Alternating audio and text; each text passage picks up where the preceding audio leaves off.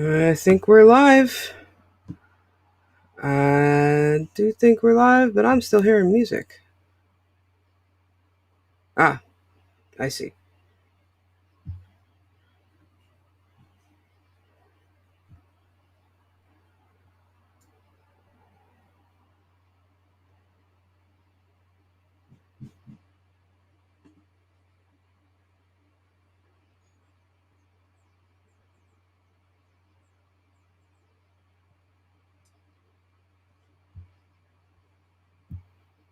Hey, and are we? Oh, we have a delay. Yeah, but we're live. Okay, sorry about the live. Sorry about the delay there, guys. Sorry. It's gonna take me about 30 seconds to catch up with myself. But welcome to the Horror Academic Live. Um, let's see. I want to thank the people who are here and in the chat. But what we're going to start with tonight is I was thinking with these live shows, I'm going to do a little top fives, top tens of things I don't usually get to talk about on the show. So I'm going to kill that and okay. Alrighty. So my top 10 for this month, because I was going to do top five, but I couldn't narrow it down, is graphic novels that I recommend everybody should read. Things that I absolutely love. And we're going to be taking, I know some comic fans out there might argue with some of my choices as graphic novels because most of these are not intended as one story, but were, let's see, these are single issues that are bound editions. Should put it that way. Let's put it that way. Single issue bounds. And my top 10, oof, I've got a little stack here. We're going to go through them. And I'm going to start with probably one of the ones that got me really into, like, I don't know, going with the collecting of comics more than just reading comics. And it is the original Teenage Mutant Ninja Turtles Eastman and Liard storyline. This bound edition, I got. I thought I got it right after the first movie came out, but I guess it's a reissue that came out in '92. It's where it all comes from. It gives the story of how they came up with the idea of the turtles, and then it is the first storyline, and it's just great to see the roots, and it still holds up today. And where I may not be the hugest fan that I can say that I've read all the comics because I can't. But I can say this one's amazing, and I'm a huge fan of the modern incarnation of Turtles too. So I definitely everybody should read this, especially if you like the first movie, the original movie from 1990, I believe it is. Um, this is what really was the impetus for that film story. So starting it off, Teenage Mutant Ninja Turtles original storyline. Uh, Next on my list of other things that really made me a big comic fan, comic collector, uh, and this was the one I definitely got right after seeing the original movie, is J.O. Barr's The Original Crow story. It's beautiful. It's unlike most things that I had seen as comics at that time for the art. I'll just give you guys this little sample here. I should have done that with Turtles too, but it's just so painterly. And I guess I was so used to Marvel and DC as a kid that I was just shocked by how beautiful a comic could be. And J.O. Barr does an amazing job. It's the story is so sad and so true to him, dealing with his own demons, as it were. But I think it's a must, especially if you love the movie. If you love the original movie, oh my God, you need to have read this because it's beautiful, it's amazing, and it's him telling the story. I will say, just like the Turtles one, these are. I loved going through this because I got to break out my signed books.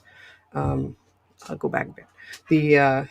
That's the other thing I loved. Much like how I love collecting my movies, I love collecting graphic novels to get them signed too because it's amazing when you can do that, right? Um, I'm probably doing these in kind of opposite order now that I'm thinking about it, but what it is. Um, let's jump ahead a little bit in time. And I'm going to go to the original first volume of Walking Dead. I know most people have given up on the show. I'm still a fan, but I think this comic is some of the best writing in years. It to me is what brought Image Comics back. I'm a big fan of Image when they first came out. Huge lull for me for like a decade for Image Comics, and this brought them back in a strong way. the The thing about Kirkman's writing is he is a Romero fan, and you can see it in how he writes. Um, and I just love that his story is like Romero's stories, not about the zombies. It's about the people and the frictions that start and the factioning and all of that. And great story. Also, if you're a fan of the show, it's worth it with the comic because the stories diverge in places, which is a little frustrating when you're reading and watching simultaneously. But because you have to do that math of who died in the show, but they're alive in the comic, who died in the comic, like all that kind of math. But now that it's a complete series, it's not quite as confusing. So there's 3. Let's see what we got next. How about we'll stick to horror comics and Steve Niles, Ben Templesmith's 30 Days of Night. Now, 30 Days of Night is another one that I think brought a lot of people because of the art style. Again, very painterly. The dark, bleak story in so many ways. It is a vampire tale. A vampire tale, of course, 30 Days of Night. It's in the place that is the darkest for the longest period of time. So the vampires get the most time out of their cages and shells, as it were. But it's a gruesome tale, too, and you didn't expect that, particularly, I think, at the time. IDW put this one out. And, of course, Niles has done so many amazing things since that. So that's a great breakout book. This one signed? Oh, yeah. This one's signed, too. Isn't that cool? I like comic conventions. They don't usually charge you for their autographs. Sticking with modern comics, how about Saga? We're going sci-fi for this one. Saga is an amazing tale. Okay, a bunch of people who I did not know were comic fans got me into Saga. This is a story of 2 races of people that it's either you have wings or you have horns. And it's this scandalous tale of rebels who have an interspecial marriage of sorts, and it's such a great metaphor. They have so much fun with it. It's all over the place. It's violent. It's crude. It's silly. It's sexual. It's a great story. And I think most people who are especially science fiction fans are very aware of Saga. This is let's see, Brian K. Vaughan and Fiona Staples. I wish this one was signed. It's not. But I just love this story so much. They're on hiatus now, which is such a bummer because I don't know if they're going to come back and finish out the story. But if you're not reading Saga and you like smart comics, you should. So where are we at right now? That is book 5. We're already 1, 2, 3, 4, 5 halfway through. So let's do a question. Let's do a couple questions.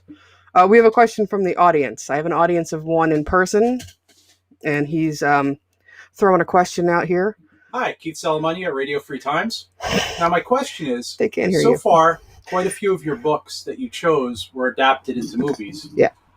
What are your favorite movies that were adapted into comics to go the opposite direction? Go in the opposite direction? Movies that became comics? Ooh, that's a tougher one. I'm so used to answering the flip side question. I don't know. Let me think about that. So, movies that became comics afterwards. Well, I can go TV because I think my absolute favorite comic for a while there was the new Buffy the Vampire Slayer series. Starts with season 8 is it? And it goes forward and it completes the story in a way. I haven't finished reading it yet though, so I'm bad at this. But yeah, that one is pretty amazing because you can see Joss Whedon's still part of the writing team, but he's not writing all of it, but he's part of at least creating the stories. They bring in a lot of great writers and they go really gonzo with it. So it's like stuff they could never afford to do on a TV show or at a time frame that they would have for making TV that went into comics and did a huge, cool thing in a different way. So I can give you that. Hmm. Can I say Firefly? Does that count too? Because that's a pretty damn good comic too. I do like a lot of tie-in stuff, so I'm trying to think. There has to be others. Well, since you know my comic book collection, do you have anything that you thought I was going to say? Night of the Living Dead. The Night of the Living Dead graphic novel is quite good. It originally came out in the 90s. Um, I did the year of the 50th anniversary. They did a beautiful reissue of it. Um, I do recommend that, and that's another one, much like the J.O. Barr and Steve Niles, well, Smith. It's painterly. That is a painted comic book as well, and it is quite beautiful. And it is a really good telling of the story, and it led into its own story afterwards as well. So, okay, Night of the Living Dead, the comic, I will definitely give you that one. And you can be heard, actually, apparently. um, I well, if you go in the manga world, so much of it goes back and forth. But most of them, I would say I love. We'll have to do a manga and anime list one of these live shows. I'll do my top mangas. How's that one? And I won't get into that right now. The Doctor Who comics in the 80s were quite good. Yeah, all the ones I'm thinking of are TV, really. Yeah, there was a really good. The Star Trek ones, Next Generation comics were decent. Doctor Who reboots and then for the rebooted series were pretty good, but wasn't crazy about the art in those. Um, yeah, there's a lot of good TV crossovers, and I see Chris is saying what Aliens. Yeah, I haven't read a lot of the Alien comics. We do a couple of them, but I have not read a lot of those. Alien Salvation. We have that on the shelf. I should read it. Okay, so Chris is telling me I should read that one. All right. Let me, while I'm looking at the chat, I know Chris started the chat off with a cool question. Chris, of course, Chris McDonald of GargantuCast. Everyone should listen to GargantuCast if you're a fan of kaiju and monster stuffs, because I've been a guest on there. It's a fun show. It's a good show. Good guys. What was the hardest film to find in your collection? If you're talking about just to see, um, that is a really tough question. If it's to own, like on a certain format, um, then I know I'm a big Dario Argento fan, and not all of his films were in kind of available. Like they were the really popular ones, but it took me a long time to get a copy of Four Flies on Grey Velvet, which is one of his giallos in the Animal series. That one was a tough one to find for quite a long time. Um, for Romero, it was very hard for years and years and years to see There's Always Vanilla. Um, hardest to own by DVD. Yeah, these were both DVD finds I had to do after years of not being able to see them on video. Um, there's a lot that I could still probably use to fill out my collection. I know I'm missing some of the early Cronenberg. Like I know there's a collection of Cronenberg shorts. I need to get that. I think it's out of print, so that's probably why that's hard. Um, yeah, that's a good question. Laserdiscs, it was always a matter of waiting for it to go up for sale, and then I would get it because there's most of the ones I wanted. I just, I pounce. I'm a big eBay Laserdisc fan. I haven't gotten as many in the years because there's just not as much out there. Um, so yeah, those would probably be two of the top of my list. Um, yeah, and probably it's fair to say that both of those films were hard to find because they weren't particularly accessible. Oh, I guess another one I still don't own that was hard for me to find for years and years and years, and thanks to streaming, I finally saw was Ganja and Hess. Because I'm a huge fan of Dwayne Jones because of Night of the Living Dead, obviously. Um, and it was just not a very. It's more of an art film. I'll put it that way. So it's not something they could really put out easily and say, yeah, it's a vampire film, kind of, sort of, maybe. Um, for VHS, yeah, I never was able to get any of those on VHS, and that's when I was really looking at first. The hardest VHS that I still I only kept a few of my VHS, which I know would surprise collectors these days since VHS collecting is a big thing on its own. But and I kept music video collections because those weren't ported over to DVD as much, like Marilyn Manson's video collections, the Nine Inch Nail video collection. I still have those. Um, and I have the Night of the Living Dead 25th anniversary, which was a two tape VHS, which is another one that was not, the interviews on that were not ported over, but that was an oddity to have a two taper. Um, so those are the conquests that I kept. Yeah, I'll keep thinking about it, Chris. If I think of any others, I'll shout them out too. Let me go now to some more of my top 10 here. Here's a recent one for me, but of course not for the rest of the world because it's been out for years and years and years. I really, actually during the pandemic, got really into Usagi Yojimbo. I only knew him as like the slight crossover into the Turtles world, and a couple years back, one of the comic shops around here went out of business, and I grabbed this book as one of the ones I got, and I never read it, and it was sitting on the shelf staring at me for years and years, and finally read it, I guess in March when everything started.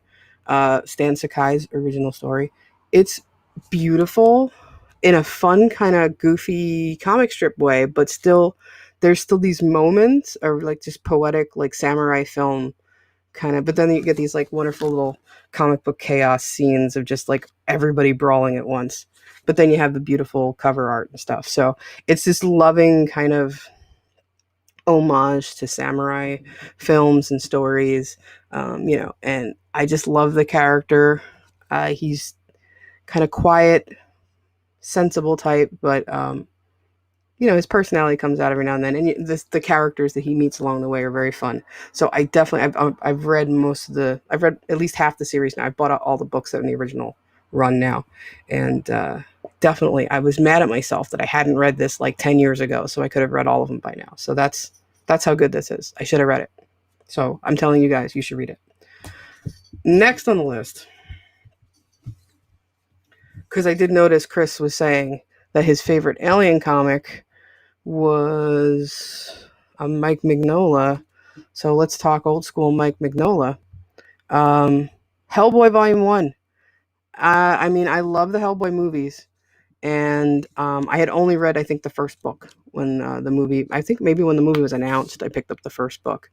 And I love, again, Mignola's style is so different. You know it's him in any book that he draws in. I mean, if he's done stuff in DC, I think he's done stuff in Marvel as well. Yeah, you always know when it's his hand. Like, his style is so cool. I love it. It's like minimalist, just bold colors. I don't know. I really dig his art style, his story style. What's up? Interesting fact about Mignola, what makes his style so distinct, he only works in Sharpie marker to do his ink. He's a Sharpie guy? He's a Sharpie guy. That's cool. Is that why you're a Sharpie guy? No, but it's a nice coincidence. It's a nice coincidence, yeah. My husband does all his work in Sharpie as well. So, should I do a little plug? Go to Pinups by Indy on the Instagrams and the... IndiePlanet.com, buy a comic book. IndiePlanet.com to buy a comic. Yep. Yep. His comics are all still available online. Let's see. I'm going to save. Okay. Here's my order then for the final three. This one I actually had to borrow from the guy in the corner because I did not own a copy. I read his. Watchmen. I mean, I've read the newer, like Beyond Watchmen and things like that, but Watchmen is what is this, like 1980 80 what? 80 mid-80s. 86 or something. It's still in that old school DC Marvel vein, but it breaks everything wide open and changes everything. The way the story is told, the anti-hero kind of synopsis, the who's watching the Watchmen. That is just, it's so different for the time. What I mean is by it still having that 80s or early 80s, 70s DC, it's very wordy, which you wouldn't have guessed. But same thing when I read V for Vendetta, when that movie was announced. I was surprised how wordy the comic was. But both of them have so much to say, and they're so well written that it was okay, that it was wordy, but if these were written today, they would not look like this at all. I mean, we're talking like, yeah, there's just so much more text than what you're used to in like a modern comic, and it still has like that comic page look too of like the 70s. But Alan Moore, Dave Gibbons, it is one. There's a reason this is considered one of the best comic books ever made, because it is. It's the smartest story, and for all the people out there that hate the movie, I love the movie. It's not the book, but it's a really good interpretation of it, and I really enjoy the film. Um, I don't know why people don't like it. Yeah, yep. Gothic meets Jack Kirby. Yep. And Alan Moore's art is always amazing. I love his stuff. Yeah, it's this more mature style of storytelling that you don't see. Um, I don't know if they were just scared to tell deeper stories in comics before that, but this was kind of like the floodgates opened, right? This was modern comics. Um, my number two comic of all time, like of my top three, and I'm a fan of the TV show, but it all comes down to this: the original Preacher run, the first, which is kind of like the of the graphic novels, is the first three books, I think. Um, this is one of the darkest. I like when reading it, you're like, I didn't know they could tell a story like this in a comic book. I didn't know they were allowed to. You know, like I thought there were some rules, and obviously when I read Preacher, I realized there are no rules. You can do whatever the hell you want because these guys broke all the rules. As much as Watchmen made it okay to go dark, Preacher made it okay to just break taboos left and right. I mean, their views of Christianity, of just the systems that all of it is kind of mired in, and it's but it does it in such a kind of fun, not almost like it has a kind of cowboy kind of feel to it, because they're very drawn to the fact that they're in Texas. Um, he's the preacher himself is just kind of badass that you don't expect from a guy named Preacher, right? And of course, his two sidekicks. Tulip is awesome. She's just such a she while she kind of looks like your stereotypes, right? Um, she's a tough chick and she doesn't take anybody's shit. And I mean, the fact that Cassidy, he's the coolest vampire I've ever seen in a comic. I love his like memories of punk rock days, and he's just they get his feel really right in the show. That's the thing. In the show, it isn't the same story, but they go to places that I thought they'd never be able to in television with this story. Much like how Walking Dead, they went places I thought they wouldn't in the TV show because they were in comics you can get away with. But Preacher is definitely one of those shows. One of the stories, I should say, that is just epic. It's like on this huge scale, but starts small town and builds bigger. Um, I love the characters. I love the background. I love so much about the writing. Garth Ennis is probably my favorite comic book writer. Um, we've been watching. We didn't watch season 2 yet, but The Boys. That's also a really messed up dark comic. He's just one of those guys who just writes messed up better than anybody. But I have so much love for his work. Um, Preacher is probably one of the smartest comics ever written. So, all right, I will take a break before I show number one, and I will say I know we have some questions from one of the other people in the audience of the Brook Reading podcast, Miss Melissa. Let's see what we got. The questions are: first one is, if you could choose a horror or a sci-fi movie from any time period that resembles what is going on in the world now, what would it be? Okay, so number one, if we're talking about the state of the pandemic and everything we're going through in that crisis, definitely George Romero's The Crazies. Actually, I just wrote an article about this. His 1973 film. It's on somethingghoulish.com. Check it out. It is a story of a small town, Evans City, in Pennsylvania, where the military has accidentally poisoned the water with a chemical that they do not tell them about. And people start going crazy. And it is, they get put into, how you say it, they get quarantined, they get rounded up by the military as they come in, and the military walk around in kind of hazmat suits and know from the instant they get there that it's not safe. But the people who live in the town weren't told that it's not safe. They're told, they take over essentially, and they leave the people in the dark. But they're dealing with the fact that this is a viral outbreak that has happened transmitted through the water, and they don't have a cure for it. So definitely the crazies. There's a remake from 2003 or five, I want to say, maybe 2010. Anyway, there is a modern remake. It's pretty good, but I would go back to the source material because there's a lot that he has to say about military. There's a lot he has to say about the way America works and what they tell and don't tell people.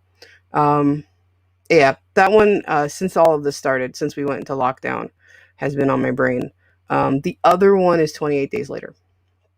28 Days Later, again, it's a viral infection that isn't, causing mass hysteria, that people are getting sick left and right. And of course, it's more zombie like. Um, but again, it's this kind of deal where military like kind of, there's like clusters of actual military and I think vigilantes trying to kind of take command. But yeah, definitely those two movies. Thanks, Chris. It was good seeing you on the chat. Um, I'll be sure to go now to the final comic, and then I'll do the last question I have. Um, so my last comic, greatest comic ever made, in my opinion, is The Max. Sam Keats' The Max, which led to a wonderful cartoon show on MTV. This is the comic book that I didn't know I needed in my life until I bought it. It just happened to be, I was a follower of Image Comics when Image started. And it was one of the first big stories that they had. And it just happened to be on sale, the first couple issues packaged together at my local comic shop. And it was different. And the guys were like, hey, you probably would like that. You like Spawn and all that. And it's different. So I checked it out. It's a postmodern comic. It very much knows that it's taking, it's making fun of and dealing with the kind of bizarre absurdity of heroes and superheroes. The Max, what I think hooked me was there was the kind of the first scene you see him fight Mr. Gon, the first time the two of them fight, and the Max has an inner dialogue through all of the comic, and all of a sudden you realize he's saying it out loud. So all of his kind of dark, broody, I'm the Max, I live in the city, all of that. He's actually saying it. It's not just, in his head. So Gon says something to him about how, I can hear you, So that was when I was hooked on this comic. And then this is one of the few times where I bought it single issues, and I loved not just reading the comic and, getting into the art, but reading the letters section. That's where I learned a lot of my background on feminist theory, because it led to lots of conversations because Sam Keith put kind of little, I guess we call them Easter eggs now, that were pointing to different women who wrote kind of 80s pro sex, anti porn, kind of like the either side of feminism. And there's just these kind of little subtle things in the background for that. The main character, of course, in the Max is Julie, and Julie is the social worker who, she just completely individual, and I'd never seen a character in a comic book like her before.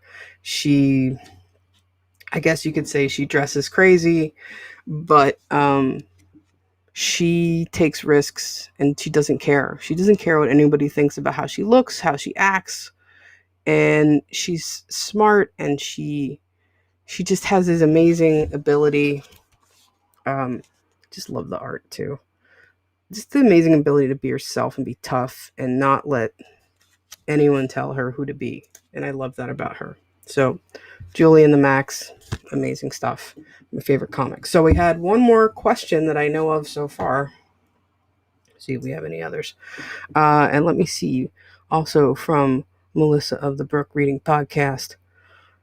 Let's see. If you could choose a character from a horror movie that closely resembles your personality, who would it be? I know who I'd want to be, who I'd like to be, who I'd hope I am, but wow. Um, I mean, I would love to say I'm Sarah from Day of the Dead. I don't know if I'm that tough a chick. I don't think I could handle that. This is saying I'd love to say that I'm Sarah Connor, but I'm not Sarah Connor. I can't do pull-ups. I've never had upper body strength. Um, um, who am I probably most like? I may be the middle ground of Romero's trilogy. Fran is she's the kind of the impetus for the female characters to get stronger. She's the first one who kind of talks back and tells everyone, I'm not just going to be den mother here and take care of you guys. I have to be part of the solution too. I need to know how to handle a gun. I need to know how to fly that helicopter if something goes wrong. I may be able to say that I'm her.